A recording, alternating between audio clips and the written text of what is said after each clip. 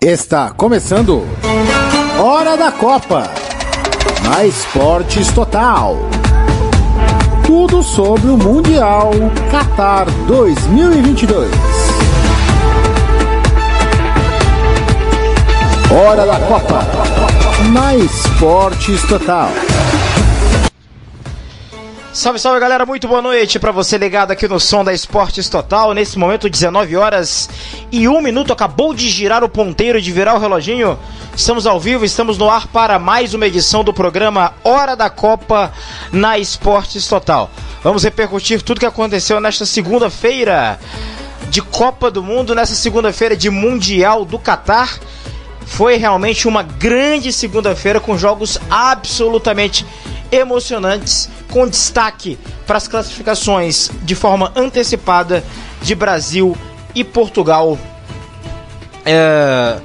para as oitavas de final. Brasil que derrotou a Suíça por 1-0, falaremos bastante desse jogo, e Portugal que venceu aí o Uruguai por 2-0, também falaremos de todos esses jogos. Eu vou começar girando a mesa, né? Antes de passar os placares, de falarmos das outras partidas, vou começar girando a mesa, vou começar falando com o José Daniel. Muito boa noite pra você, José, tudo bem?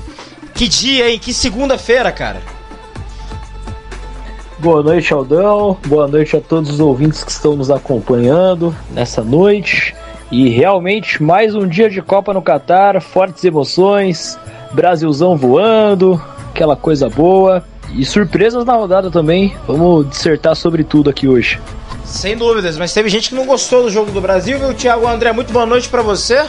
Portugal, que pra muitos poderia até passar em segundo, teria dificuldades ali no grupo, mas já se garantindo de forma antecipada. Teve o gol de alma do Cristiano Ronaldo, acabou sendo do Bruno Fernandes, enfim. Muito boa noite pra você, que segunda, hein? Boa noite a todos, boa noite Aldo, boa noite José Daniel e a todos os ouvintes. Bem, que segunda, eu diria até uma segunda-feira com cara de sexta, porque com o jogo do Brasil dá essa impressão, né? Você para o que tá fazendo justamente para assistir o Brasil na Copa, e não acho que o Brasil foi mal, longe disso. A Suíça foi um ferrolho suíço, como ela já é conhecida historicamente, apesar de ter um time que joga muito para frente, mas contra o Brasil, mais uma vez, os adversários se fecham. Isso é um pouco mais complicado para o estilo de jogo do Brasil, mas o Brasil, mais uma vez, ele conseguiu sufocar o adversário até achar o gol. Que golaço. Casemiro coloca o Brasil nas oitavas de final da Copa do Mundo no Qatar 2022.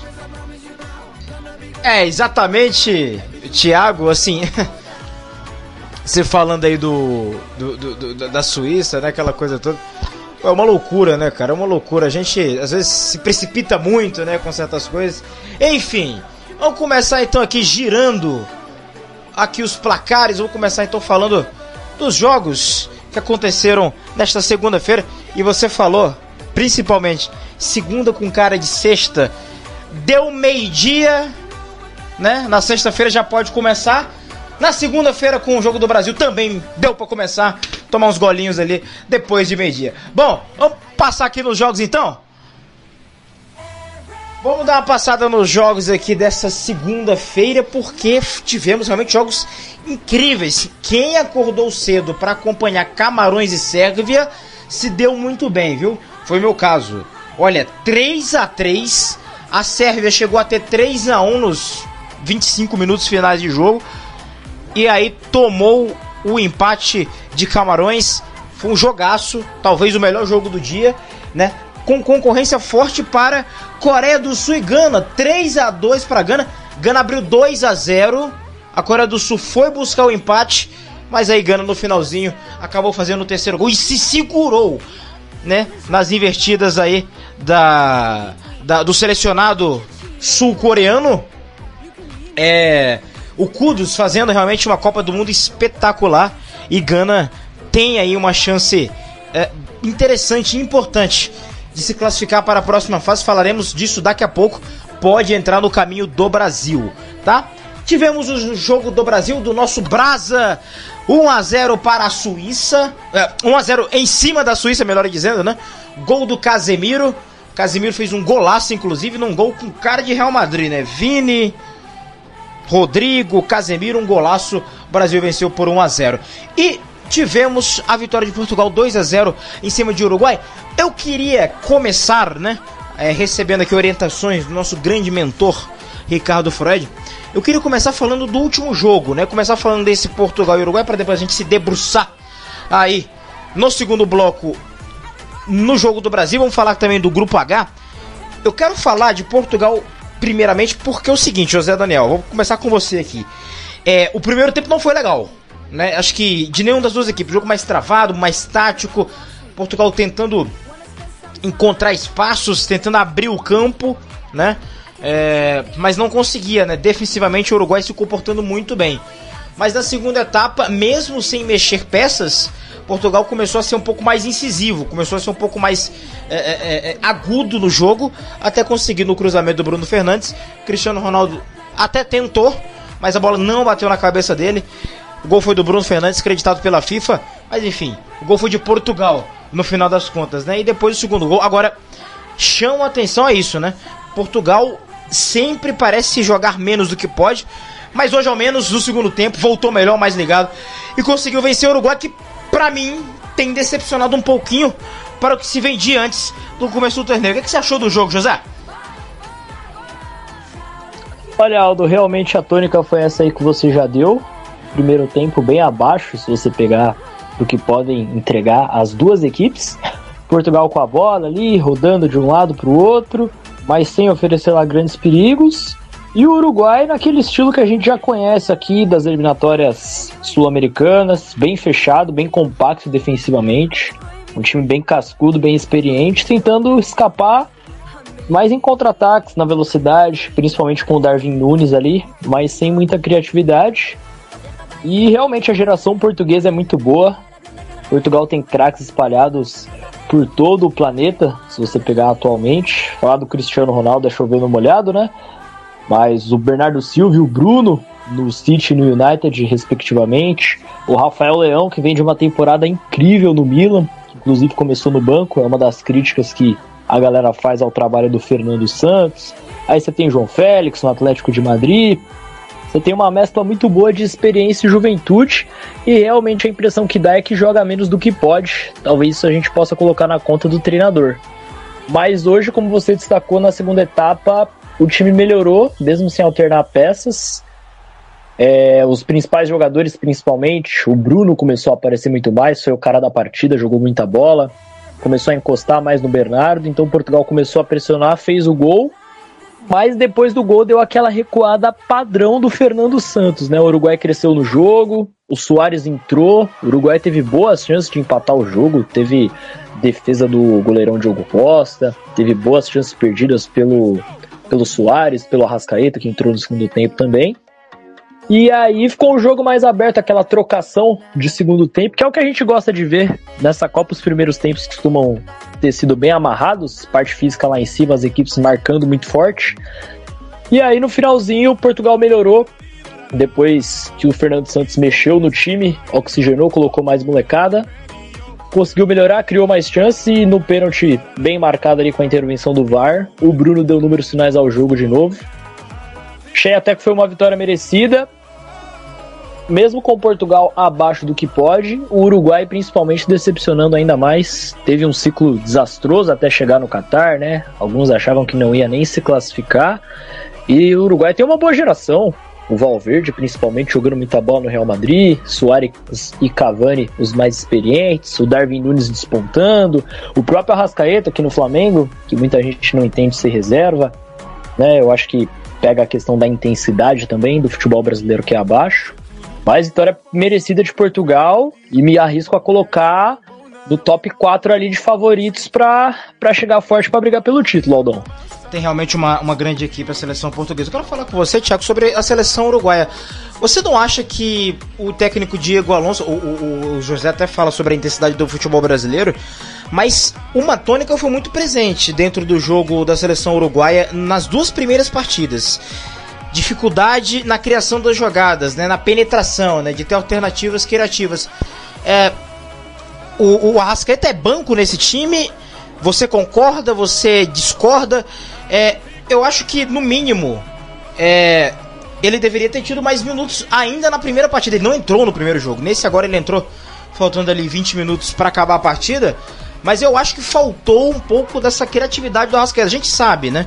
Ele joga no futebol brasileiro, pode não ser do nível mais alto como a gente tá acostumado a acompanhar na Europa, mas ele é um jogador que tem um toque diferente na bola, que tem uma leitura de jogo, é um cara que acha com muita facilidade os seus companheiros, mas que não tem sido tão utilizado. Você não sente que faltou um pouco de Arrascaeta na seleção uruguaia para tentar ser um pouco mais criativa com a bola? Eu acredito que sim.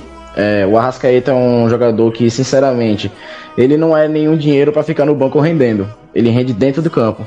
E ele consegue entregar sempre um passe a mais, uma pré-assistência, uma assistência ou até mesmo um gol, sempre que pode. Inclusive, ele foi fundamental na classificação uruguaia, que estava penando na classificação sul-americana durante as eliminatórias para a Copa do Mundo. Não entendo porque o técnico coloca ele no banco. Talvez essa questão da intensidade pode até fazer algum sentido, mas no primeiro jogo não foi utilizado o Arrascaeta.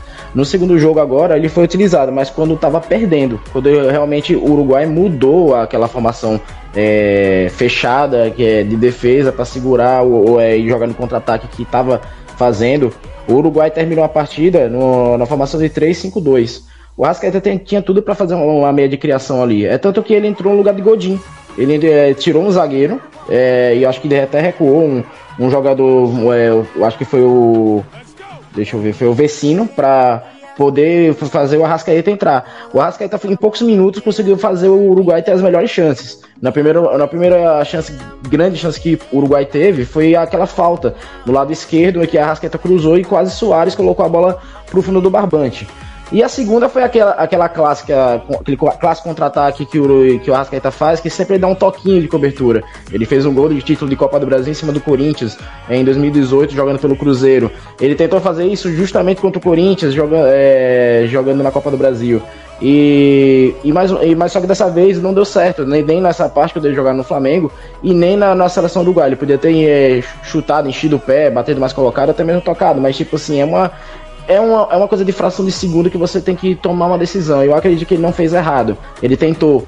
Eu acho que que o Uruguai evoluiu muito com a presença do Arrascaeta. Mas assim, eu acredito que o Uruguai se acovardou de certa forma no primeiro tempo. Como você falou, foi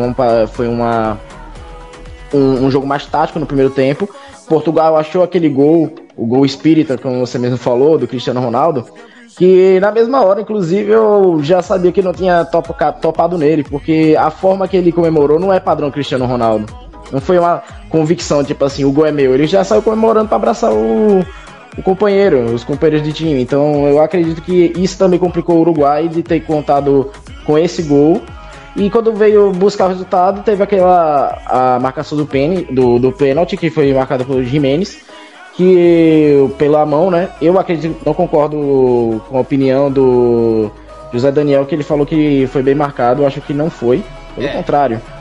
Eu acredito que muitas mãos, assim, sem intenção de um jogador que tá com a mão de apoio, no futebol brasileiro, que é uma bagunça, não foi marcado. Na Copa do Mundo, que você espera os árbitros mais preparados, foi marcado.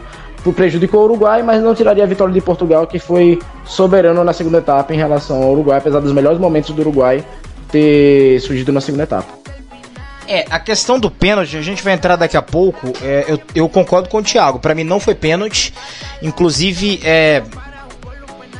pro árbitro também foi difícil marcar o pênalti mesmo depois de ir à cabine do VAR. Se a gente for olhar as imagens, né, a expressão corporal do Aregueza Fagani, o ótimo árbitro iraniano, diga-se de passagem, é um ótimo árbitro. O VAR chamou, ele olhou e ele sai da cabine, me parece que ainda sem convicção. Ele abaixa a cabeça, ele olha, fecha os olhos, vai lá e marca. Vou dar o pênalti, tá dado.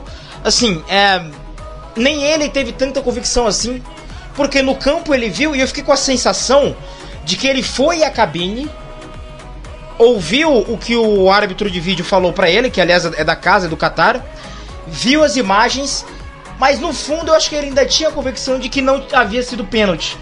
Mas é difícil você sustentar a sua decisão de campo quando você vai lá ver. A gente aqui no Brasil chama muita atenção, por exemplo, pro Rafael Claus, que é um cara que tem essa personalidade. Às vezes ele vai lá no VAR e mantém a sua decisão. Enfim, mas não foi assim que entendeu o árbitro da partida. Daqui a pouco a gente retorna nessa questão, mas eu quero falar ainda um pouco aqui da seleção portuguesa. Ô José, o Bruno Fernandes fez, na minha opinião, a maior atuação individual desta Copa do Mundo. Foram 2 gols, quase um hat-trick, foi bola na trave, o goleirão Rocher fez defesas, sempre muito ligado no jogo, e ele finalmente sendo aquele Bruno Fernandes do Manchester United, do esporte, dos clubes. Existia lá em Portugal muita cobrança para ele repetir as atuações que ele fazia nos clubes na seleção. E agora ele repete, ele emula e faz um grande jogo. E não só um grande jogo. Contra a Gana, ele já havia sido o principal jogador, com 2 assistências espetaculares, ali encontrando seus companheiros para decidir o jogo em um momento em que estava complicado ali para Portugal. Então eu queria que você falasse desse jogador. Bruno Fernandes, para mim, tem despontado aí na Copa do Mundo, tem sido um dos principais jogadores da Copa e impressiona, né? Porque ele tá no auge dele, no auge físico, no auge técnico, 28 anos de idade. Ele é um jogador realmente diferente, você consegue ver isso no campo, né? O Bruno Fernandes é um craque, Aldão. Não tem muito o que falar dele. Como você falou, é um jogador que tem todos os recursos técnicos ali do meio do campo. Ele tem o passe longo, ele tem o passe curto, ele tem a finalização de média distância, de longe, bate falta, bate pênalti, tem muita categoria, cara. E realmente existia muito essa cobrança por esses desempenhos dele na seleção portuguesa, que era algo que muitas vezes não acontecia desde que ele começou a ser convocado, se eu não estou enganado, ainda quando ele jogava pelo Sporting em Portugal, né, antes dele ir para o Manchester United. E nessa reta final de preparação para a Copa, no final das eliminatórias ali europeias, né, Portugal tinha tudo para conseguir a vaga direta, aí teve aquela derrota para a Sérvia, acabou indo para a repescagem, e nessa reta final o Bruno começou a engrenar na seleção, começou a ser aquele cara mais importante que participa do jogo, e é o que ele vem fazendo cada vez mais nessa Copa do Mundo. Não só pelos gols e pelas assistências, pela participação direta, né? Mas pro andamento da equipe, pro andamento da engrenagem de Portugal. Então ele vem buscar a bola, ele se movimenta, ele tabela com os companheiros, ele chama o time para jogo. Sim, acho que não dá para falar que ele é o principal nome da seleção portuguesa por motivos de Cristiano Ronaldo, todo um contexto histórico aí do Cristiano. Não tem muito nem o que ficar falando aqui. Mas se você pegar atualmente, o Bruno Fernandes é tão importante quanto o Robozão ou até mais. E vem demonstrando isso nessa Copa do Catar, sendo o principal jogador dos lusos. Atuação irretocável hoje mais uma vez. E como você falou, por muito pouco não brocou um hat-trick ali, teve bola na trave e o goleirão uruguaio ali para impedir. Mas é um craque. E no próprio Manchester United, em alguns momentos onde o clube não vinha muito bem, ele ainda era aquele diferencial, aquele cara que ainda salvava quando todo mundo decepcionava. Perfeito, vamos só falar aqui da polêmica do jogo, né? O pênalti marcado, o segundo pênalti discutivelmente marcado em favor de Portugal nessa Copa do Mundo, né? Tivemos o primeiro contra Gana, aquele primeiro que, né, o Cristiano Ronaldo cavou muito bem, mas eu não vejo material suficiente para analisarmos e entendermos que houve um pênalti ali contra a Gana. E agora é esse, né? Mão de apoio do Jiménez, ele toma a caneta e aí vem a mão por baixo, né, para tocar. Na imagem ao vivo pode ficar a impressão de que talvez tenha sido uma penalidade máxima, uma coisa mais uma coisa mais clara, Thiago. Mas quando você vê o replay, você vê claramente que é uma ação natural do corpo. Não tem como o jogador ele saltar ali e aterrissar sem colocar aquela mão ali embaixo. Ele acaba interceptando a bola ali, mas é uma ação natural, né? E aí, na regra do jogo, isso, na minha opinião, tá, não é pênalti. É claro que pra muita gente pode ser que seja, mas assim, as opiniões estão aí. Mas eu não entendi por que o Fagani foi chamado no VAR. E pra mim, assim, como eu falei agora anteriormente, a expressão corporal dele pra assinalar o pênalti, pra mim, diz tudo sobre o lance. Ele tava ali sem certeza alguma do que tava fazendo, mas acabou marcando o pênalti. é um bom árbitro, no campo eu acho que ele acertou, mas faltou personalidade para manter a decisão, ao meu modo de ver, viu, o Thiago? Concordo plenamente, Aldo. O árbitro ele não teve a autonomia de sustentar a decisão dele. As expressões corporais de uma pessoa, ela fala muito o que ela quer dizer, né?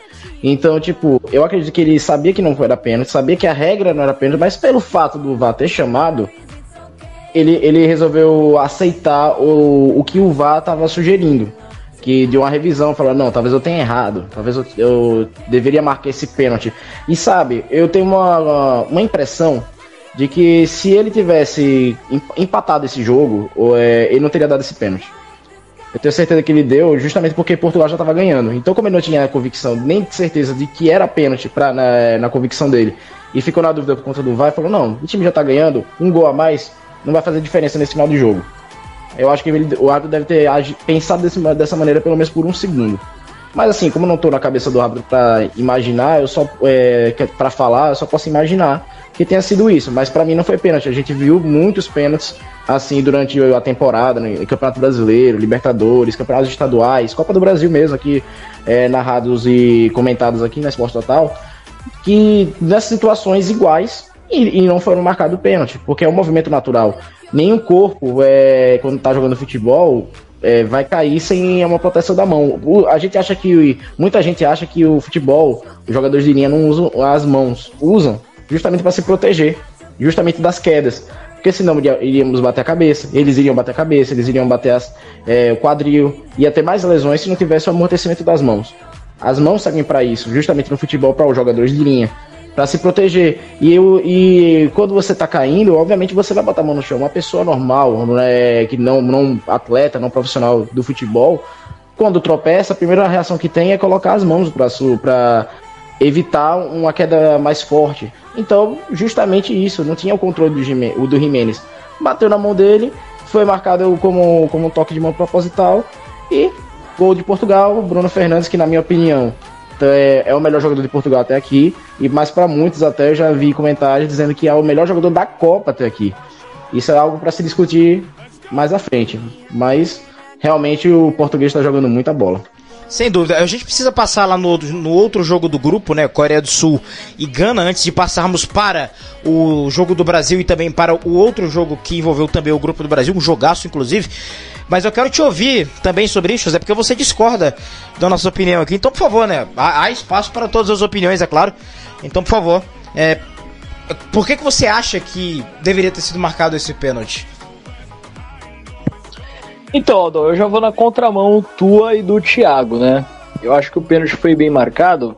Eu entendo o que vocês dizem da intenção da mão de apoio e realmente, dá pra ver que não é que a bola passou no meio das pernas do Giménez e ele pôs o braço pra bloquear a bola. Não foi isso, é um movimento natural, aquela coisa toda.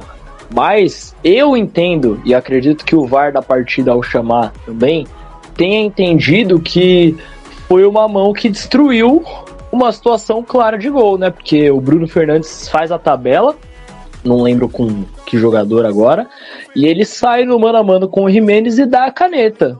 Tendo dado a caneta, ele sairia na cara do goleirão. E assim, na fase que tá vivendo o Bruno, acho que a gente pode até colocar que as chances de gol seriam muito altas, e aí a bola acaba tocando no braço do Giménez, impedindo a progressão da jogada do Bruno, né?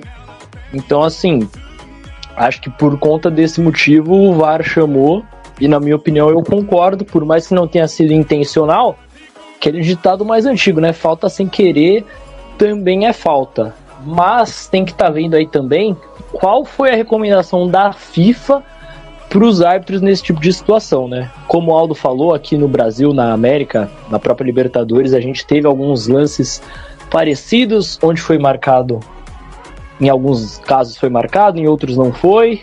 Às vezes você vê um jogo de Champions League, um campeonato europeu, uma Premier League, e às vezes a regra, né, o critério utilizado pelos árbitros são outros. Então assim, essa regra da bola na mão ainda é uma coisa muito incerta no futebol atual, e é uma coisa que eu sinto que varia muito de competição para competição. Então acredito que a FIFA com certeza deve ter entrado nesse tema, naquela cartilha de arbitragem que eles fazem antes do início da competição, e deve ter alguma recomendação específica, até por isso o VAR deve ter chamado o iraniano na cabine, né? Mas eu respeito a opinião de vocês também, porém acredito que a penalidade tenha sido bem marcada, diferentemente da do primeiro jogo, né? Ali o Cristiano cavou com toda a experiência que tem.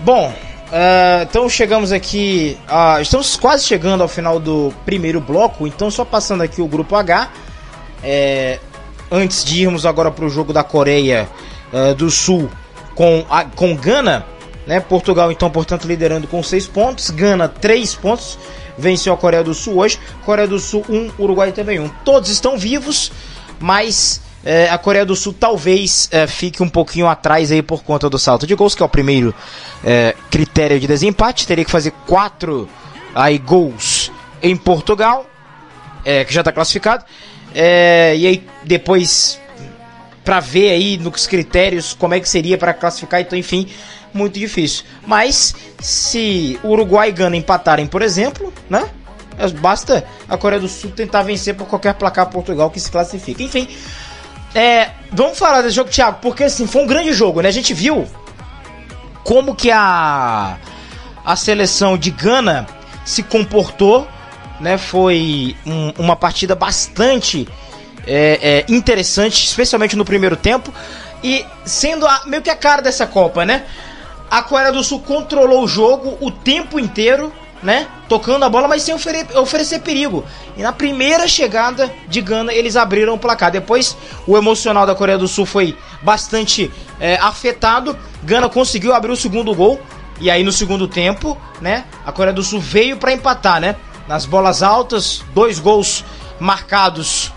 Deixa eu só pegar aqui o nome do jogador que fez os 2 gols da Coreia do Sul, né? Foi um doblete dele, né? O Chesung-Shu, ele fez os 2 gols, o Son buscando, o time empurrando, mas no fim, a grande estrela do jogo foi Mohamed Kudus, jogador do Ajax, a gente está acostumado a acompanhar aqui na Esporte Total, nos campeonatos europeus, 2 gols, fora a atuação dele que impulsionou o Gana a conseguir a vitória. Realmente um grande jogo feito por ele, e foi um grande jogo de futebol também, emoção até o finalzinho, muita disputa, muita luta, um jogo de Copa do Mundo que infelizmente só um tinha que ter vencido, né?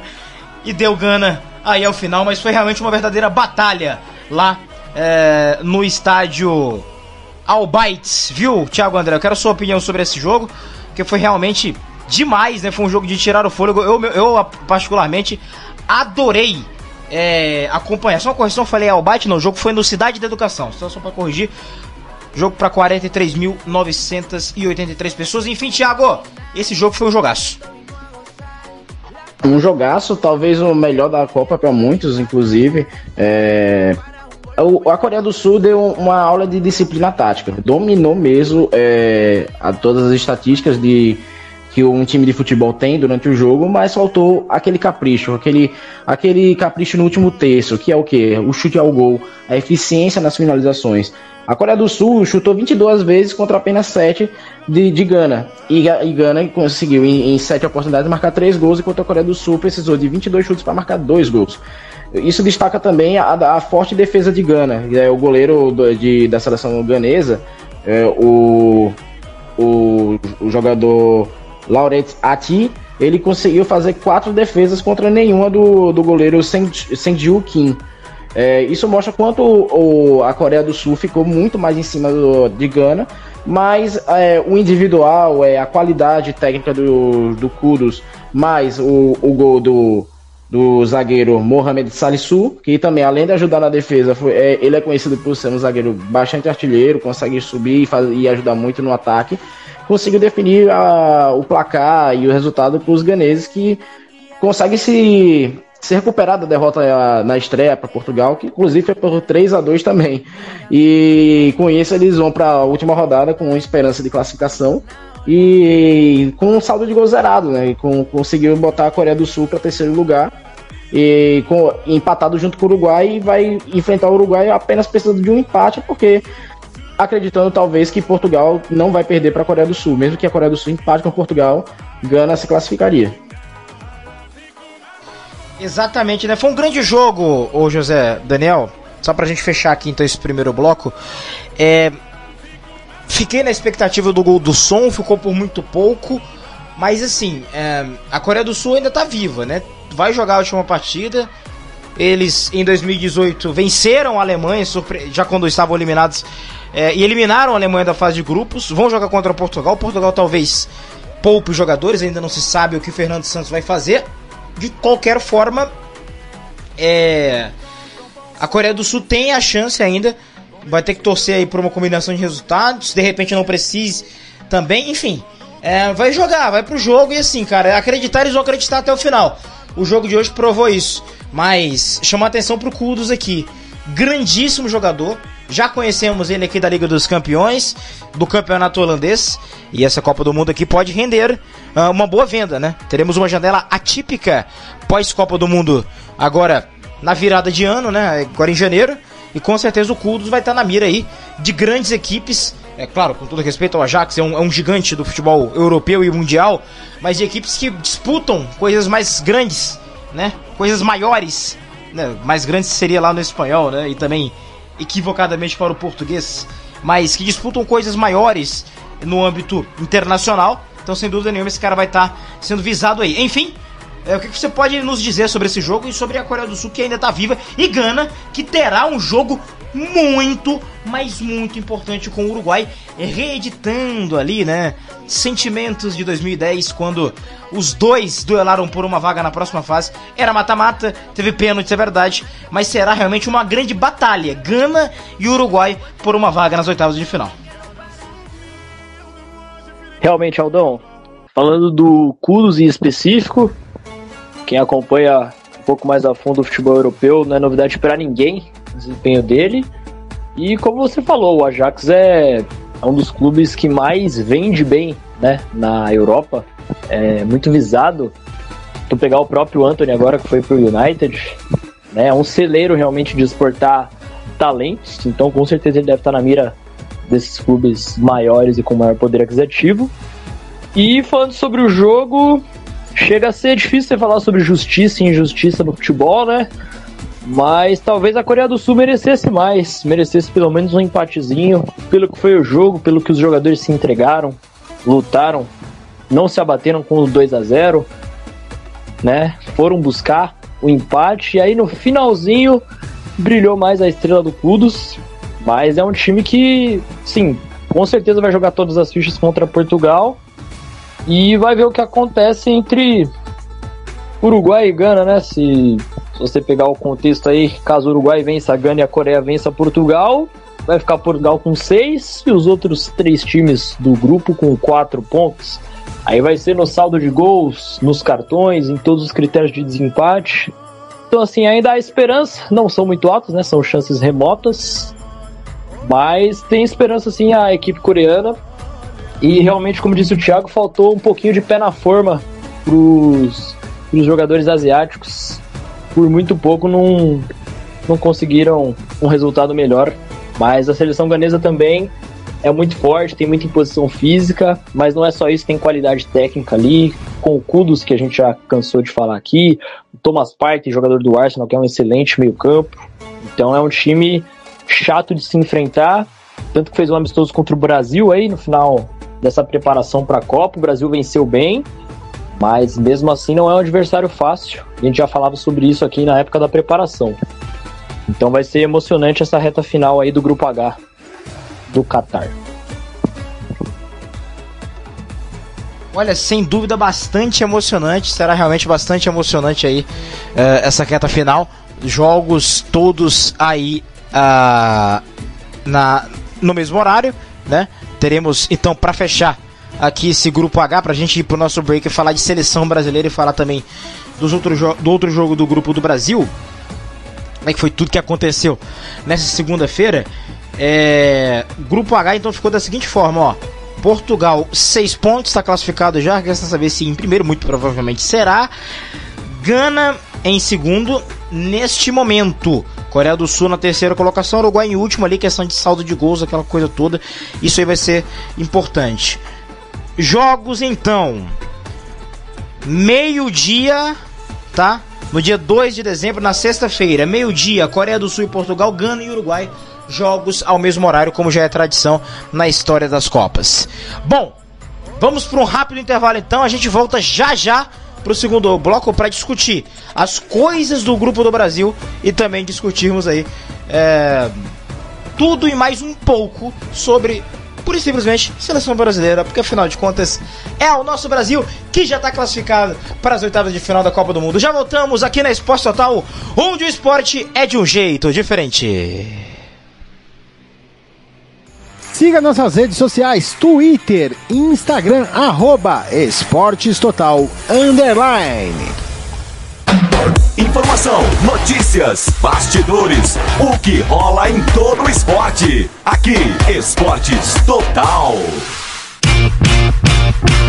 Anuncie na Esportes Total. Mande um e-mail para esportestotalradio@gmail.com e nos notifique. O preço é bem em conta. Vem pra cá.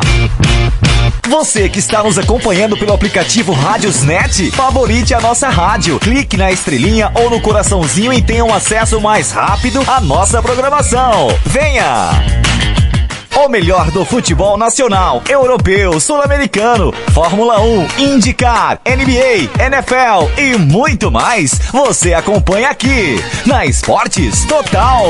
Tem interesse em fazer parte da nossa equipe? Envie um e-mail para esportestotalradio@gmail.com e mande o seu material. Certifique-se de ter um bom microfone, domínio mínimo da língua portuguesa, conhecimento de futebol em geral e dicção bem desenvolvida. Esportes Total, o esporte de um jeito diferente. Vamos continuar com a nossa corrente de imunização. Tome a vacina, mas siga os protocolos de saúde para que possamos gritar gol naquela aglomeração deliciosa. Vamos juntos nos proteger. Vacina salva. Esportes Total, unidos pela vida. Siga, acesse, curta, acompanhe. Esportes Total.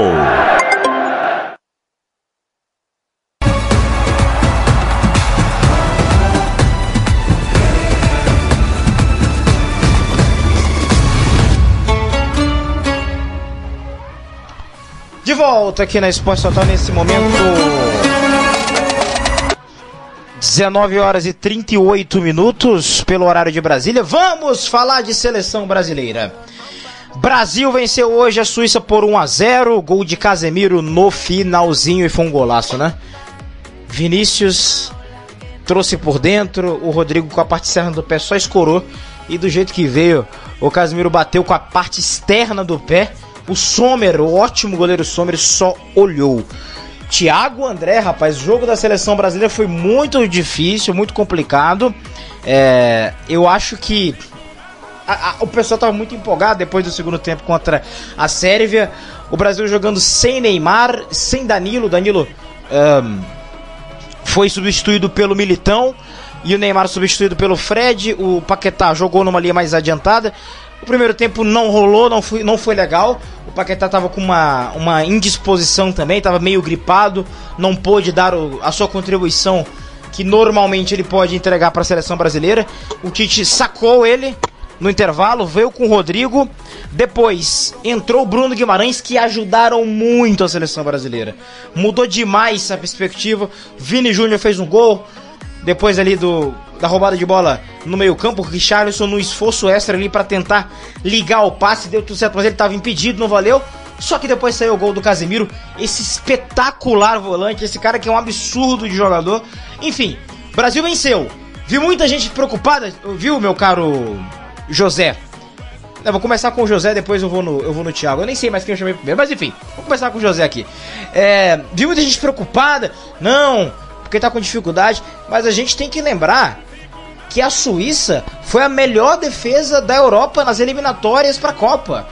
Pegou no ciclo, desde 2021 até aqui, Itália, França, Alemanha, Espanha, e nunca perdeu ou nunca ficou numa desvantagem de mais de dois gols de diferença. Sempre um no máximo. Então é um ferrolho defensivo, é um time que tem uma defesa realmente espetacular e tem uma boa geração, né? A Suíça, vamos lembrar, tirou a Itália da Copa, entre aspas, né? Jogou a Itália pra repescagem, pra jogar com a Macedônia do Norte, conseguiu sua vaga direta, e a Itália campeã da Euro, e eliminou da Eurocopa a campeã do mundo, França, tudo isso de 2021 pra cá. Então tem que ser respeitada a Suíça, era um adversário difícil mesmo, e o Brasil deu conta do recado. Pra mim, 1-0 vitória é muito importante. Copa do Mundo, muitas vezes teremos jogos assim bastante apertados, e no final o importante é a vitória, José. Perfeito, Alon, perfeito. Às vezes o pessoal tem aquela expectativa, né, de Brasil e Suíça, o Brasil vai passar o carro 3-0, 4-0, mas a gente não tá falando de uma Suíça frágil, não é como se fosse uma seleção de um nível tão abaixo assim. Claro que o Brasil é superior tecnicamente e mostrou isso durante o jogo inteiro, controlou praticamente todas as ações, manteve a posse, teve a paciência, como até o Casemiro falou em coletiva, mas o time da Suíça é muito tático, tem uma marcação muito forte, as duas linhas de 4 ali, muito bem postados em frente à área, e o Brasil soube se virando, manteve a posse, rodou de um lado para o outro. Verdade que no primeiro tempo não criou muito, acho que até pela falta do Neymar, né? Tem como não falar da ausência do camisa 10, com ele em campo hoje as coisas teriam sido muito mais fáceis, mas o resultado é merecido e é um grande resultado a ser comemorado, sim, justamente por esse retrospecto todo que você citou da seleção da Suíça. É um time muito disciplinado que cede pouquíssimos espaços, e assim, você falou de ter muita gente preocupada, eu estaria preocupado se o Brasil tivesse ganho de 1-0 com gol de bola aérea e não tivesse jogado nada, né? Tivesse sido pressionado, o Alisson tivesse sido exigido, mas não foi o que a gente viu. A gente viu uma seleção brasileira totalmente dominante, com a posse da bola, em alguns momentos com uma falta de velocidade ali, né? Algo que melhorou no segundo tempo depois das entradas do Rodrigo por dentro na função do Neymar e do Bruno Guimarães na vaga do Fred, dando mais qualidade ali para a saída de bola da seleção. E um Brasil que criou, teve o gol anulado do Vinícius Júnior que você falou, teve uma bola ainda no primeiro tempo que o Rafinha inverte pro Vini e ele pega meio de raspão ali no segundo pau, o Sommer faz uma boa defesa. Você teve uma ótima oportunidade que o Rodrigo teve depois do 1-0, em que ele foi travado ali no limite pelo zagueiro suíço. Então assim, foi um Brasil que jogou para ganhar, martelou e foi premiado na qualidade individual do Casemiro, numa pancada, um golaço realmente do volante do Real Madrid, do United, né, ex-Real Madrid, e o melhor do mundo na posição. Pelo menos na minha opinião, não sei se vocês concordam, mas na função de volante, ninguém joga mais bola do que o Casemiro no futebol mundial. E não é de hoje não, vou falar de que uns 3, 4 anos pra cá, com tranquilidade. Muito acima da média, né? Muito acima da média. E aí, Thiago, eu quero que você fale do jogo também, mas eu quero trazer aqui um ponto que eu acho que é muito pertinente. A seleção brasileira não sofreu chutes na direção do gol nos primeiros 2 jogos da Copa. A Sérvia não conseguiu chutar na direção do Alisson o jogo inteiro, e nem a Suíça. Lógico, são escolas de futebol e, acima de tudo, equipes preparadas para serem reativas, não são equipes que propõem jogo, né? Mas ressalta e mostra uma solidez defensiva brutal da seleção brasileira. Eu tava lendo hoje, logo depois que acabou o jogo da seleção brasileira, eu vi uma matéria lá no The Guardian, lá da Inglaterra. Eu gosto bastante de ler os jornais de fora também, pra ver o que eles estão achando. E o jornalista que fez a matéria, ele falou que pra ele, e aí eu concordo totalmente, o Brasil tem o melhor sistema defensivo da Copa. E esse é o grande trunfo. Porque a gente viu em 2010, por exemplo, a Espanha tão elogiada pelo tic-tac, pelo futebol de posse de bola, mas ganhou todos os seus jogos de 1-0, né? Ali 1-0, vai tocando, vai cansando, 1-0. O adversário não atacava, o adversário não chegava no gol do Iker Casillas, né? E aquele time que tinha Piqué, que tinha Sérgio Ramos na lateral direita, que tinha Puyol, Capdevila, que na época podia não ser um grande nome, mas que fez uma Copa impecável. Então assim, em Copas do Mundo a história já mostrou que o campeão ele normalmente tem uma grande defesa. E você se defender muito bem é muito importante numa competição como essa. Em que os jogos são pegados, em que cada gol vale demais, em que você não vai ter tanto espaço para jogar. Então nisso eu tô 100% com o jornalista britânico. A seleção brasileira tem a melhor defesa da Copa, o melhor conjunto defensivo da Copa. Em 2018 já teve essa característica. Muito se falou do Alisson, né? Que ele tomou... que todos os chutes que foram na direção do gol acabaram entrando. Mas você chutar na direção do gol do Brasil é muito difícil, Thiago. Que defesa tem o Brasil? O Tite realmente tem um ferrolho lá atrás. E se defende também muito bem com a bola, né? Com a posse da bola. Mas assim, se precisar baixar a linha, tem competência com o Thiago Silva, que hoje jogou uma bola espetacular, com o Marquinhos, com o Casemiro. Os laterais são ótimos defendendo também. Enfim, é uma seleção muito sólida. E isso tá aparecendo na Copa do Mundo até agora, viu, Thiago? Exatamente. Dizem que tem um time que tem um excelente ataque, você ganha a partida. Mas você tem uma excelente defesa, você ganha campeonatos. E é exatamente isso que o Brasil precisa. Ter uma excelente defesa, inicialmente falando. E o que é bom é que é uma defesa sólida, que não entrega muitas bolas para os adversários finalizarem o gol do Alisson. E ao mesmo tempo não é uma seleção defensiva. É uma seleção que propõe jogo, uma seleção que cria bastante. E os dados estão aí. As pessoas que não acompanham tanto futebol e só acompanham geralmente Copa do Mundo, elas têm a mania de falar: nossa, o Brasil é pentacampeão, o Brasil tá vindo forte, o Brasil tem que golear todas as partidas. O futebol não é assim. Futebol é algo que é imprevisível. Apesar de a gente ter uma noção de que pode ganhar, a gente até existe as apostas e tudo mais, mas muitas vezes acontecem as zebras. E ao mesmo tempo a gente tem que entender que os adversários respeitam o Brasil. Essa camisa amarela, ela tem 5 títulos de Copa do Mundo, só a gente tem, e vai em busca do 6º. E tipo, o Brasil ele se defende e propõe jogo, se defende e propõe jogo. Ficar 2 jogos numa Copa do Mundo sem tomar gol é muita qualidade, é muita coisa. São 180 minutos fora os acréscimos, e a gente tá com a defesa sem ser vazada.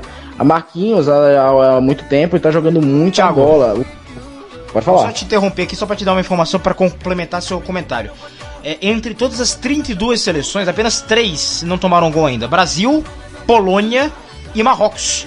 Ou seja, você vê como é difícil você ficar 2 jogos sem tomar gol numa Copa do Mundo. E mais, o Brasil é a única em que o goleiro não foi exigido, porque ele não foi nada ali na direção do gol. Ou seja, a zaga, né, o sistema defensivo conseguiu limpar a frente da área antes que fosse necessária a intervenção, por exemplo, do goleiro. Então isso é muito interessante, né?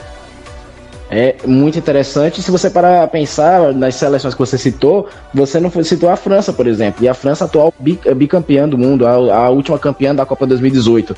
Eu diria que a seleção brasileira ela é melhor do que a 2018, apesar de já ter sido muito boa a Copa do Brasil em 2018. Mas o Tite ele melhorou os selecionáveis, a qualidade dos selecionáveis melhorou bastante. A gente costuma dizer que joga na Europa, é um jogador que vai entregar tudo se vier pro Brasil. Eu tô falando isso para pegar aquele gancho do Arrascaeta, como aconteceu no primeiro bloco, porque, por exemplo, a gente viu jogadores como Douglas Costa e William que vieram pro futebol brasileiro e não renderam aqui no futebol brasileiro. Foi uma verdadeira decepção, e lá na Europa eles destruíam. E é exatamente isso que eu quero dizer. A gente exporta muitos craques, a gente tem qualidade, nossos principais jogadores estão nos principais times do mundo, e a gente consegue ter no banco uma qualidade tão grande que, claro, um jogador do gabarito do Neymar sempre vai fazer falta, sempre faz falta no time, mas a gente tem qualidade suficiente para sobressair, coisa que não acontece mais. Antigamente acontecia. Em 2014, na Copa do Mundo, quando a gente perdeu o Neymar, aconteceu 7-1, aconteceu a goleada também para a Holanda no 3º lugar. E aí o que o Brasil entregou, depois que teve um momento que ficou ausente o Neymar na Copa América de 2019 por uma lesão, e o Brasil foi lá e foi campeão. Mas não quer dizer que o Neymar atrapalha, longe disso, o Neymar complementa, o que já é muito bom. Por quê? Porque a figura Neymar chama atenção.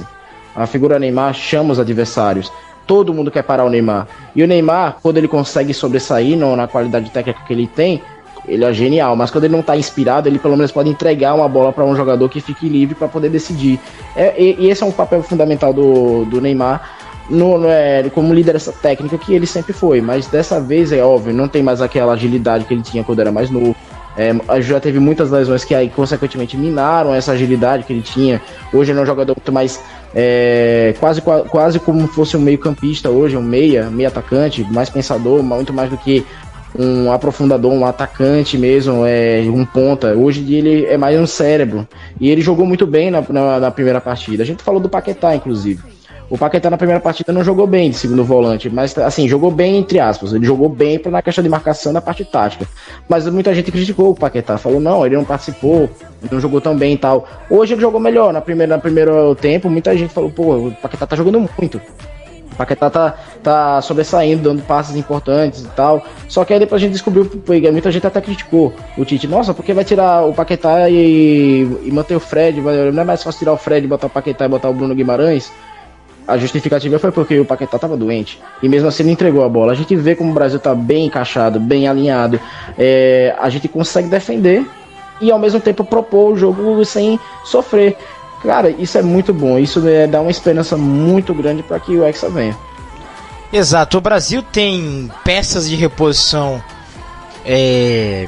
à altura, né? É espetacular. E existe até essa criação de concorrência ali no meio da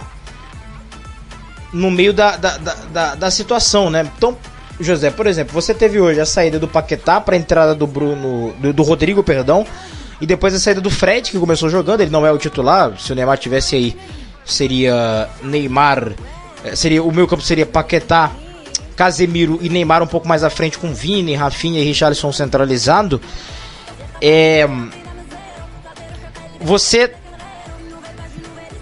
Podemos dizer que Bruno Guimarães e Rodrigo, os dois, nesse cenário em que o Neymar tá fora ainda, se recuperando, pedem passagem no time titular? A gente tem tanta qualidade nesse time do Brasil que às vezes a gente pode até pensar, poxa, dava pra jogar com 12, 13 e até 14 em campo, porque ainda ia ficar faltando vaga. Mas então, você acha que cabe aí esses dois no time titular pra Camarões? O Brasil tá classificado, de repente descansar algumas peças, poder sair jogando com Bruno Guimarães, com Rodrigo, seria interessante, né? Eu concordo, Aldão. Para Camarões, e inclusive acredito que o Tite vá fazer isso, por já estar classificado, conhecendo a índole do Tite, acredito que ele não vai entrar com o time totalmente reserva, claro, até por respeitar todos os adversários. Mas com certeza ele vai provavelmente fazer alguns testes. O Alexandre hoje, por exemplo, já saiu com uma fadiga muscular ali, deve entrar o Alex Telles. Acredito que ele mexa no meio campo também, descanse o Thiago Silva, que é um jogador que, por mais que inclusive destacar a baita Copa que o Thiago Silva vem fazendo, um excelente zagueiro ao lado do Marquinhos ali, um monstro de jogador, mas já tem 38 anos, então sofre com essa questão física também da Copa, de jogar a cada 3, 4 dias. Bom, isso para não falar do clima quente, né, do Qatar, que desgasta ainda mais. Então você pode ter ali, quem sabe, deslocar o Militão para a zaga, entrar com o Daniel Alves, ou até promover a entrada do Bremer também. E falando do Rodrigo, e especificamente do Bruno Guimarães, acredito que para ser titular em caso de ausência mesmo do Neymar, eu acho que o Rodrigo ganhou muita moral com o Tite depois do jogo de hoje, porque o time começou a entregar mais com a bola no pé depois que o jogador do Real Madrid entrou em campo. O Bruno eu já acho que, para começar numa eventual oitavas, vamos colocar assim, né, levando em conta que, pela lógica, que ele poupe alguns jogadores contra Camarões e vá 100% pro primeiro jogo das oitavas. Caso o Neymar não volte, eu acredito que ele vá com o Rodrigo ali na função de 10 e mantenha o resto do meio campo, com Casemiro e Paquetá, justamente pelo Paquetá ter ido bem hoje, como o Thiago já citou no comentário dele. Mas é interessante justamente isso.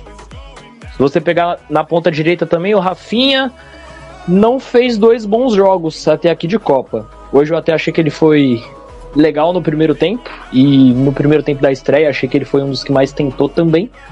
Mas pro nível do Rafinha, que a gente conhece e que ele já apresentou na seleção, ele não tá no melhor momento dele. E você vê o Antony entrando em todos os jogos e rabiscando, indo pra cima, impondo velocidade.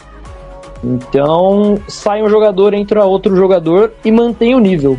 Isso é muito característico em times campeões, o altíssimo nível do elenco, que mesmo quando se desfalca, mantém a qualidade com quem vem do banco. Acredito que, sim, só o Neymar que não tenha um substituto, mas não é por demérito do Rodrigo ou do Paquetá ou de quem entre. É porque o Neymar é um jogador absurdamente diferente, né? É a mesma coisa do Cristiano Ronaldo se machucar em Portugal, do Messi se machucar na Argentina. A peça que vai entrar no lugar para substituir não vai ser do calibre de quem saiu por motivos óbvios. Mas, no modo geral, o plantel da seleção brasileira é muito mais preparado que de 2018, como citou o nosso querido Thiago. Inclusive, né, com a suspeição do Casemiro naquelas quartas de final em 18, entrou o Fernandinho, e aí a gente já sabe o desastre que foi contra a Bélgica, né, meu caro Aldo? Sem dúvida nenhuma, sem dúvida nenhuma. Eu quero aqui, eu não quero ficar criando crise. Não é isso, gente, pelo amor de Deus. Não achem também que eu não gosto. Assim, eu até acho que é justo e correto o Richarlison ser o titular da seleção brasileira, e o primeiro jogo corrobora isso quando ele vem e decide o jogo. Ele faz 2 gols, numa presença de área realmente impressionante. Quando ele também faz aquele golaço, depois da assistência do Vinícius Júnior, ele dá aquela puxada, um negócio assim, realmente inacreditável. Difícil fazer um gol mais bonito que esse na Copa. Mas, Thiago, eu quero falar com você o seguinte: foram 2 partidas muito pobres e pouco participativas do Richarlison em termos de facilitar essa circulação da bola do Brasil no terço final, saindo da área. Você tem o Rodrigo, você tem o Jesus como opções em nível geral que são melhores para esses cenários, tá? Eu não tô falando que são melhores que o Richarlison, eu não tô falando que são melhores para serem titulares, mas eu acho que na função em que ele joga e para desempenhar com adversários que vão baixar a linha, que vão estar ali embaixo, eu acho que o Richarlison tem tido um pouquinho de dificuldade. Ele não fez um bom jogo contra a Sérvia, fez os 2 gols e aí virou o homem da partida, claro que sim, né? Porque ele foi decisivo, e é por isso que o Pombo é tão especial, e é por isso que ele é tão especial, e é por isso que a gente adora ele. Mas taticamente falando do jogo, não achei que ele fez um bom jogo não, nem hoje e nem contra a Sérvia. Pra circular a bola nesses espaços, a gente se acostumou a ver muito o Gabriel Jesus na própria seleção, também no Manchester City. Não acho que o Tite tenha que trocar, mas eu acho que em certas situações de jogo eu queria ver um outro jogador ali naquela função, viu, meu caro Thiago? O Tite começa a Copa colocando o Vinícius Júnior no lado esquerdo, pra mim um acerto enorme. O Vinícius Júnior tá fazendo uma Copa espetacular. O que ele jogou hoje, o que ele jogou contra a Sérvia, vai sair o gol do Vini Júnior ainda. A frieza dele na cara do gol pra finalizar hoje também, impressionante. Mas na questão do Richarlison ali, que já estava previamente definido, enfim, eu vejo que o Brasil tem tido dificuldade nessa circulação de bola ali na frente da área do adversário. O que você pensa sobre isso? Lembrando, eu não tô pedindo que o Richarlison saia do time, eu não tô dizendo isso, mas eu tô convidando vocês, web ouvintes e amigos aqui da mesa, eu tô provocando vocês a pensar em uma coisa. Não fez bons jogos o Richarlison ali nessa situação, com o time tentando que circular essa bola na frente da área do adversário. O que você pensa sobre isso, Thiago? Então, minha ideia em relação a colocar o Richarlison ou não, eu até acho assim, Richarlison é o titular, ponto, mas pelo estilo de jogo do Brasil que propõe, mas o estilo de jogo que um adversário como Sérvia, Suíça, pra mim, colocar o Richarlison e por Jesus, Gabriel Jesus, você simplesmente coloca 2 jogadores com a mesma característica, com a diferença. O Gabriel Jesus, ele não é tão goleador quanto o Richarlison. Pra mim, ao meu ponto de vista, você deveria mudar. E eu acredito que um jogador que eu testaria, se fosse o Tite, principalmente agora nesse terceiro jogo, nessa função, seria o Pedro. Porque eu acho que o Pedro, mesmo que ele não marcasse um gol como centroavante e tal, quem acompanhou a temporada do Pedro sabe o que eu tô falando. O Pedro é um jogador que ele é um centroavante alto, é um centroavante rápido, é um centroavante que consegue ter mobilidade. Hoje em dia ele não é aquele mais paradão, mas mesmo assim é um 9 que precisa. E eu acredito que ele ia sobressair ainda mais a qualidade dos pontas, principalmente o Vinícius Júnior, principalmente o Rafinha, o Antony que entrasse no lado direito, ou o Rodrigo que entrasse no meio ou no lado direito, ou no lugar de Vinícius Júnior. ele ia sobressair. Inclusive, se o Neymar não tivesse machucado, provavelmente estivesse em campo, essa seria até a melhor opção para justamente poder tabelar com o Neymar. Ele tem essa característica. Então, eu acho que ele incomodaria mais os zagueiros. Eu acho que ele conseguiria deixar ocupado pelo menos os dois zagueiros suíços com ele, preocupado sempre, porque ia ser um cara que tem uma presença de área muito forte. Agora, o Jesus, eu sempre vejo, desde a época do Palmeiras, eu sempre vi o Gabriel Jesus como um ponta, um segundo atacante, não como camisa 9. É tanto que, infelizmente, ele ganhou uma fama muito mais de marcador, de marcação mesmo, do que um goleador. Tanto que muita gente chamava ele de volante, que é de forma pejorativa. Mas ele é um grande jogador, mas ele não tem a característica de um 9 que precisa. O Richarlison tem mais que o Richarlison, na minha opinião, Pedro, mas o Richarlison, uma das poucas bolas que ele recebeu, ele foi lá e guardou. Recebeu, tudo bem que o primeiro gol foi no rebote, mas ele estava lá como centroavante deve estar, sempre atento ao rebote.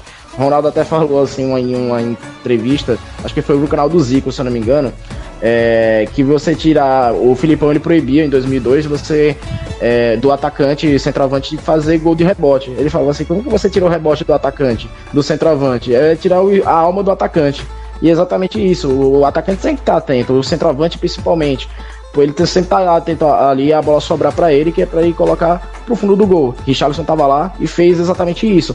Mas hoje eu não acho que ele não foi mal, pelo contrário. Eu acho que ele até foi bem pelo que ele pôde fazer, porque a bola não chegava nele. E o ferrolho suíço consumiu o Richarlison. E por isso que eu acredito que um jogador com mais força seria necessário naquele momento. O Pedro devia ter sido testado. Na verdade, não só o Pedro, acho que até o Everton Ribeiro poderia ter entrado para poder mostrar uma armação melhor. É um cara que sabe organizar bem o meio campo, mas não afetou quanto ao meio campo de hoje, mas eu testaria na terceira partida. Ele com certeza pode entregar. Eu acredito que o substituto ideal realmente é o Pedro. Bom, o José, não sei se o José quer falar sobre isso, a gente tem que falar ainda sobre Camarões e Sérvia, falaremos já sobre isso. Se você quiser falar mais alguma coisa aí no pique, viu, José Daniel, porque a gente já tá estourando o tempo aqui.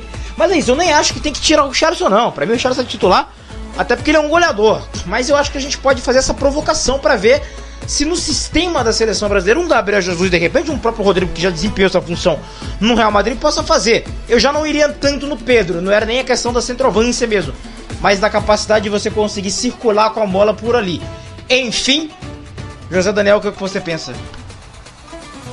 Exatamente, Aldão. Eu tô de acordo contigo em relação à circulação de bola. Tanto que o Gabriel, quando ele entrou no jogo hoje, você vê que ele tem mais, acho que, qualidade técnica, se é que a gente pode colocar assim, que o Richarlison. Tem a jogada que tem uma grande chance que o Vinícius Júnior perde, que ele adianta demais a bola, que o Gabriel Jesus domina uma bola estourada na defesa, gira em cima da marcação e dá a bola em profundidade pro Vini Júnior no mano a mano. E como disse o Thiago, ele não é um centroavante fixo como o Pedro, ele não tem essa característica de pivô, de fazer a parede como o Pedro tem. E o Richarlison também não tem essa característica. Mas o Jesus, ele sai mais da área, ele é um jogador de aproximação, que faz tabelas, que toca e sai para receber. Então, contra adversários mais fechados, você vai ver o 9 participando um pouco mais do jogo, que é o caso do Gabriel. Só que ao mesmo tempo ele não tem esse cheiro de gol que o Richarlison tem. Tanto que na Copa de 18, infelizmente, ele passou em branco. Acho uma injustiça gigante com ele, inclusive, que é um baita jogador. Sou fãzaço do Gabriel Jesus.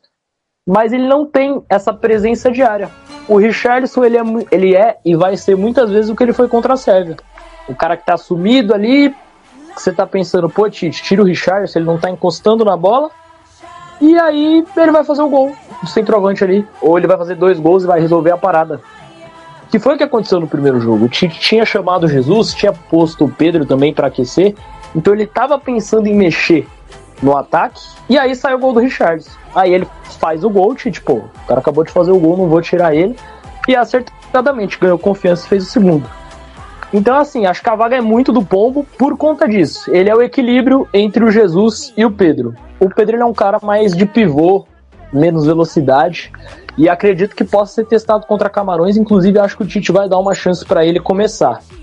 Mas teria que ver também como que ele ia se adaptar à questão da intensidade, né? Uma coisa é o Pedro aqui na América fazendo pivô contra o Gil do Corinthians, por exemplo, contra o Gustavo Gomes do Palmeiras, outra coisa é o Pedro fazendo pivô frente a um Van Dijk, por exemplo, da Holanda, frente a um Salisu, com uns jogadores com mais porte físico, né? Mas acredito que o Pombo merecidamente tem a vaga nesse momento, Aldão. Eu concordo realmente, acho que é isso, a gente vai ver aí. Mas esse jogo contra Camarões será uma boa oportunidade pro Tite testar. Bom, vamos falar de, pra mim, talvez o melhor jogo do dia, esse Camarões e Sérvia. A Sérvia que tem, na minha opinião, melhores jogadores do que a Suíça, tem caras mais capazes de decidir, mas que tem me decepcionado como equipe, como time, num geral, na Copa do Mundo. Ainda acredito que vai se classificar, terá um jogo muito difícil e complicado contra a própria Suíça, valendo a vaga, confronto diretaço ali pela segunda vaga. Mas sinceramente eu achei hoje um jogo em que a Sérvia poderia ter tido muito mais tranquilidade e não teve. E aí não é pelo placar não, viu, Thiago? Eu vi o jogo, começou bem, né?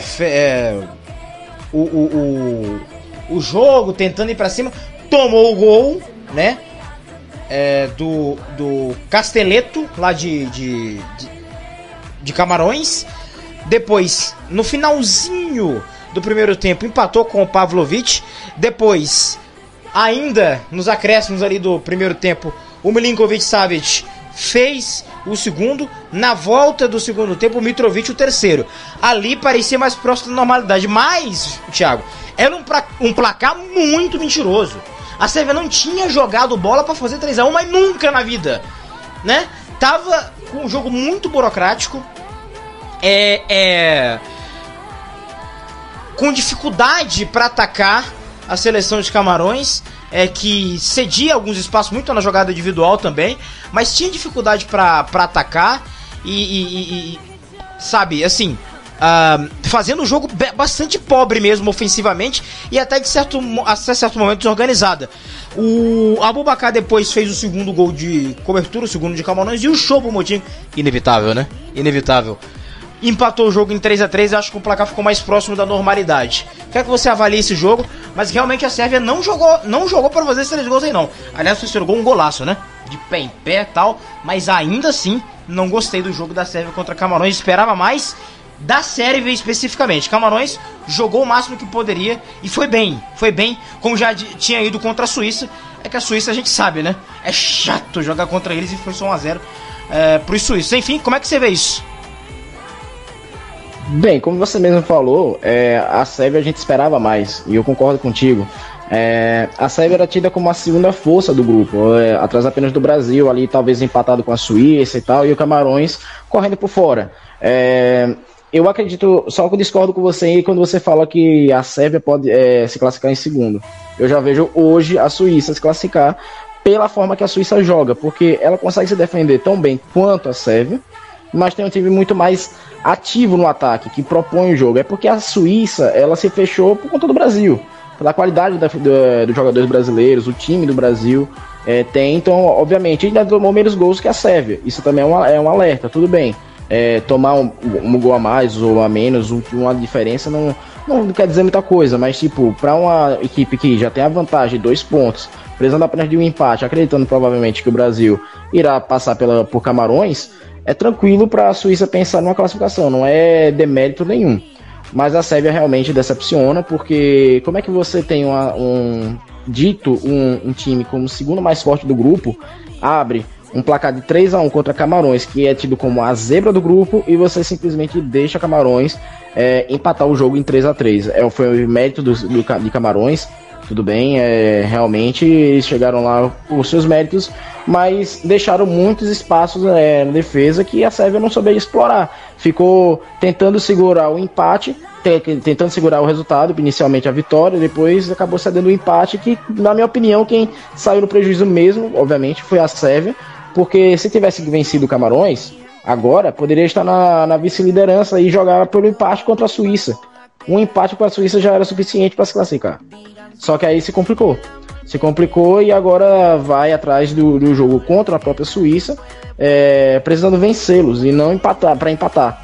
E aí é que mora o perigo justamente para a equipe da Sérvia, que eu esperava realmente mais. Contra o Brasil jogou muito bem, fechado e tudo mais. O Brasil foi muito para cima da Sérvia, assim como foi para cima da Suíça. Conseguiu os 2 gols, na Suíça foi 1. E agora é só esperar para ver quem é que vai passar, que eu acredito mesmo que seja a seleção suíça, até porque tem mais jogadores, na minha opinião, que pode mostrar um desequilíbrio na seleção. Claro, na seleção da Sérvia tem o Milinkovic-Savic, tem o Vlahovic, que está no banco. Eu acho absurdo o Vlahovic estar no banco. Que não está sendo explorado. Eu acho que o técnico, na minha opinião, da Sérvia não está sabendo explorar ao máximo o potencial que tem, porque tem tudo para se classificar, mas vai para a última rodada precisando de praticamente um milagre. Não chega a ser um milagre, mas é muito difícil para a Sérvia a situação. Ficou complicado, né, José? Assim, reitero, a gente viu as individualidades aparecerem contra Camarões, mas como time, como elenco, a transição defensiva da Sérvia também achei bastante complicada hoje. Enfim, vai ter um jogo duríssimo contra a Suíça, que vai jogar pelo empate e vai ter que aparecer o Mitrovic, vão ter que aparecer os craques. A gente sabe que o Kostic não tá 100%, não jogou contra o Brasil, não começou contra o Brasil e tal, isso atrapalha bastante. Mas mesmo assim, fiquei decepcionado com a Sérvia. Abriram 3-1, era só garantir, tava tudo certo, mas tomaram empate. E o Choupo-Moting, que eu falo, ele é inevitável. Resolveu o Bayern de Munique, né? Do Nagelsmann, tava oscilante, começou a jogar com o Choupão, fazendo gol todo o jogo, e agora de novo aparecendo, deixando sua marca na Copa do Mundo, o inevitável. Mas enfim, quero sua análise sobre isso, e Camarões está na briga, numa dessa ganha do Brasil. Não acredito que isso vai acontecer, mas ver o que acontece lá, vai saber, né, cara, vai saber. Enfim, muito complicado, mas Camarões tá praticamente fora, a verdade é essa. E aí, José, o que você vê? Aldão, a Sérvia realmente é abaixo da expectativa, né, meu caro? Acho que assim, com a bola no pé e ofensivamente, até fizeram um jogo legal. O Mitrovic ali, até antes deles tomarem o gol, teve 2 ocasiões claríssimas de gol, que ele não costuma perder na Premier League pelo Fulham. E perdeu, ele é um dos caras que pra mim mais tá devendo desse time. Até marcou hoje, né, mas fez um golzinho ali meio que embaixo da trave e tal. E perdeu algumas outras boas oportunidades. Mas é o que você falou. A Sérvia tinha tudo para vencer. Saiu perdendo, tomou um susto, mas era um time superior tecnicamente. Foi lá, colocou a cabeça no lugar, empatou o jogo, já virou na sequência. E aí no começo do segundo tempo já fez o 3-1. Parecia que estava tudo no controle, tudo na paz, às claras. E em 2 lances, destacando o que você também já falou, da transição defensiva muito demorada do time da Sérvia, porque se você pegar, são 2 gols praticamente iguais. São 2 bolas nas costas esticadas por Aboubakar.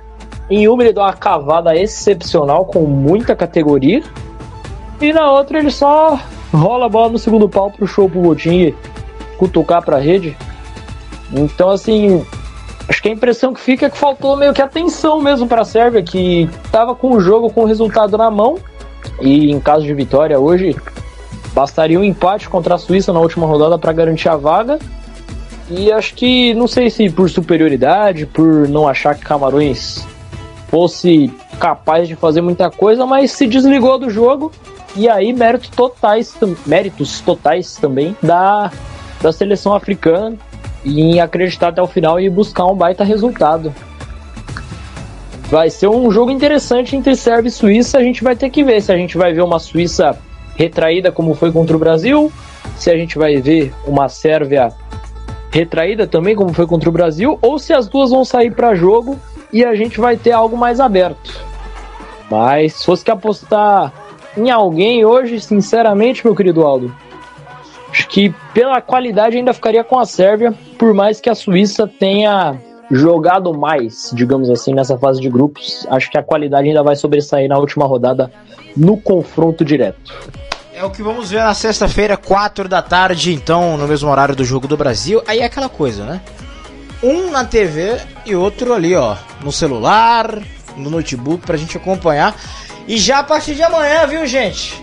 Estamos chegando na reta final do programa, mas já a partir de amanhã, porque amanhã, Meio-dia já tem mais jogo.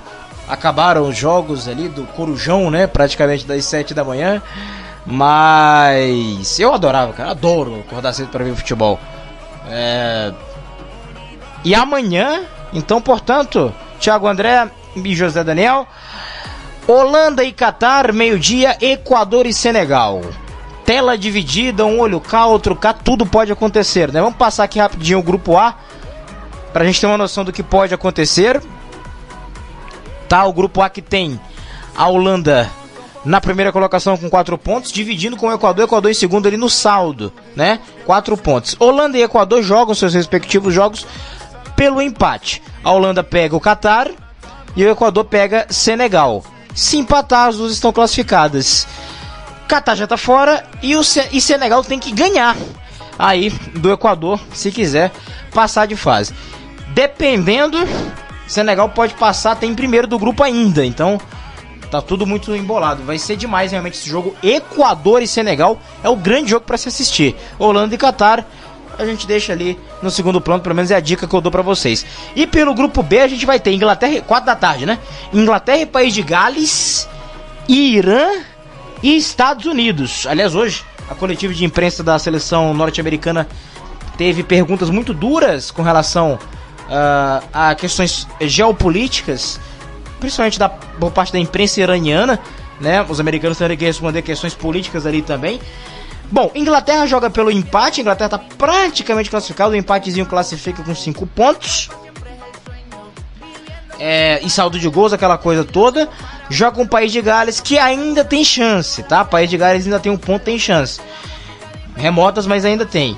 O Irã, na segunda colocação nesse momento com 3 pontos, vai enfrentar os Estados Unidos. Se empatar, também se classifica. Os Estados Unidos vai ter que se desdobrar aí para tentar passar de fase. Então, se eu fosse você, eu assistiria Irã e Estados Unidos e deixaria Inglaterra e Gales ali no segundo plano. Muitos bons jogos.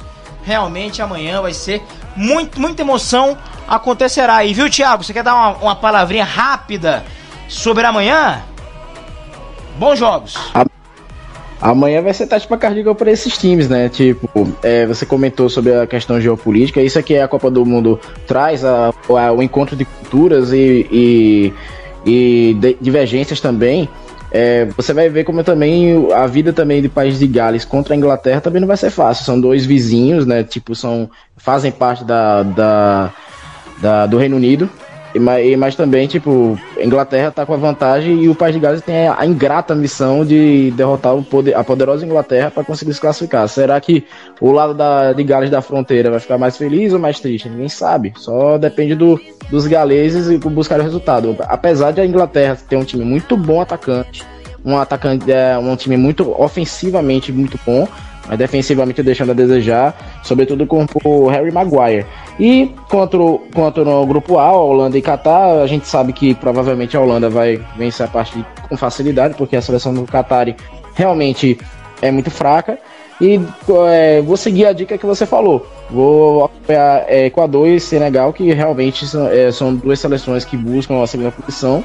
Principalmente, acredito que Senegal tenha grande chance, apesar da seleção do Equador ser muito boa, mas eu acredito que Senegal ainda é melhor e pode passar pro Equador. Pelo menos por 1-0, eu acredito que vai dar Senegal.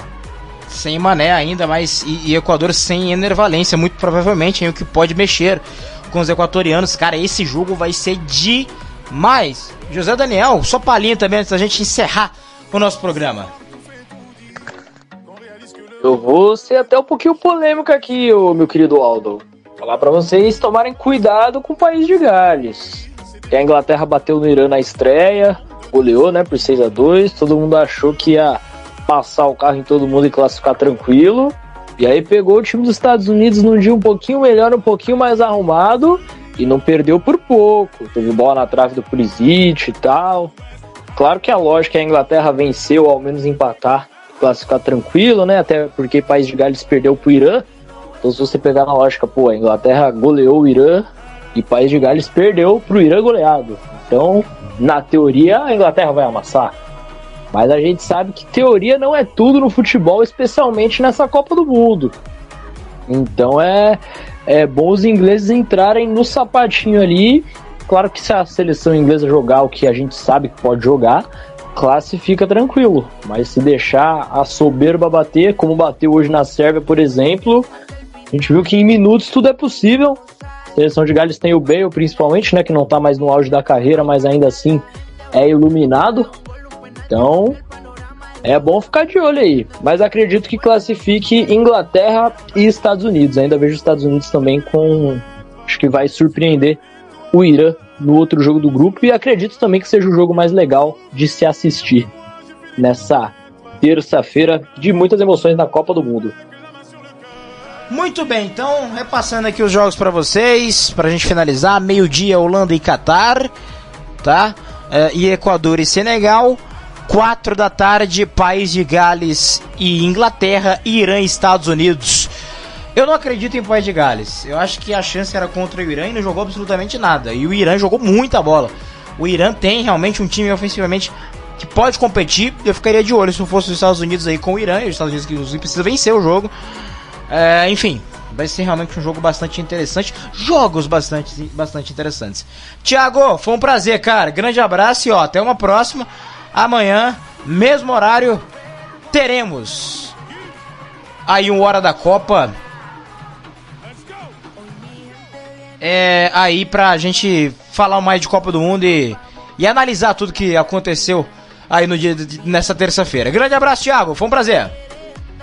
Grande abraço, Aldo, grande abraço, José Daniel, e a todos que ouviram a gente nessa hora da Copa, passando a limpa no que passou durante o dia na Copa do Mundo. E é um prazer sempre participar dos programas da casa e também das narrações, dos comentários. É sempre um prazer trabalhar com você, Aldo. Maravilha, muito obrigado. E José Daniel também, que é a primeira vez que eu tô trabalhando com ele. Exato, perfeito, sempre legal. Amanhã, mesmo horário, 7 da noite, volta a hora da Copa. Valeu, José Daniel, um grande abraço, um prazer. Satisfação, Aldão. Obrigadão aí também ao Thiago. Como eu disse, primeira vez que a gente trabalha junto aqui na casa, primeira de muitas, se Deus quiser. E agradecer também a toda a nossa grande audiência aqui na hora da Copa, sempre tentando trazer um pouquinho do que tá rolando lá no Catar. Obrigado a todos aí, gente. Uma boa noite pra vocês. Valeu, galera. Então é isso. Amanhã voltamos então às 7 da noite. Amanhã com o Nathan Raleano. O José Daniel vai voltar aqui juntamente com o Fred Dinos para comentarem aí esse dia de Copa, essa terça-feira de Copa do Mundo. Obrigado a todos. Esporte Total. O esporte de um jeito diferente. Foi um prazer.